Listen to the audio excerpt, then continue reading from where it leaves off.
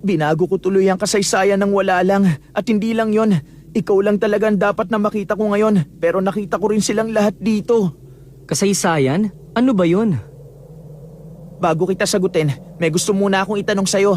Sa kahit na anong pagkakataon, kaya mo bang maging Super Saiyan kung gugustuhin mo lang Son Goku? Oo, nung una hindi. Pero hindi nagtagal nagawa ko rin kontrolin yun.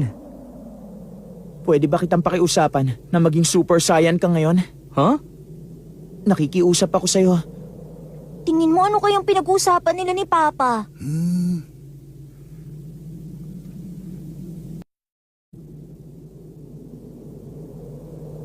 O sige.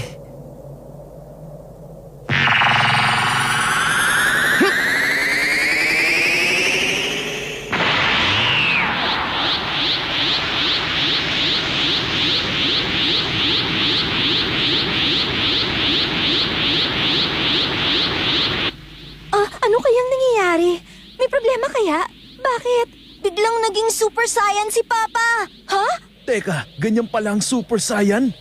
Hindi pa siya lumalaban yan. Ang lakas ng ki niya. Ayos na ba to?